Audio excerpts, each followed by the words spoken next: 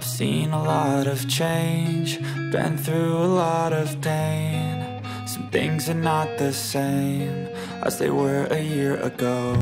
Қосылайық және қалаулым жобасының танымал жүргізушісі Диана Скатова тұрмысқа шығатынын жариялады. Белгілі тележүргізуші Қосылайық және қалаулым бағдарламаларының танымал редакторы әрі жүргізушісі Диана Скатова өзінің тұрмысқа шығатынын ресми түрде мәлімдеді. Бұл қуанышты жаңалығын ол Instagram әлеуметтік желісіндегі парақшасында бөлісті. Диана Скатова Instagramда жариялаған жазбасында: болашақ отбасыммен танысу рәсімі. Аллаға шүкір деп жазды.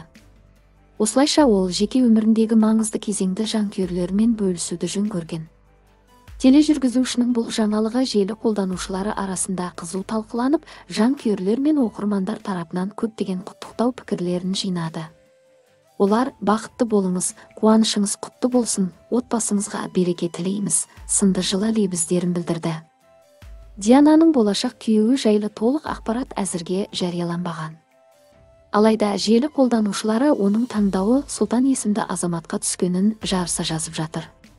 Бұл болжамның рас өтірігі белгісіз болғанымен оқырмандар арасында қызу талқылануда.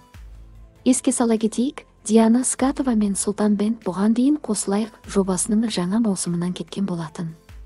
Олардың орнын жаңа жүргізуші Балауса ханым басқан еді. Диананың таңдауы Сұлтан Бенд ба, ал Сұлтанның таңдауы Диана ханым ба? Ол жағы әзірге белгісіз. Диана Скатова көрермендердің сүйікті тележүргізушілерінің бірі. Ол өз бағдарламаларында шынайылығы, кәсіби біліктілігімен және ерекше харизмасымен танылып келеді. Оның жеке өміріне қатысты жаңалықтар әрдайым көпшіліктің назарында. Сүйікті жүргізушіміз Диана ханым Скатова бақытты болсын.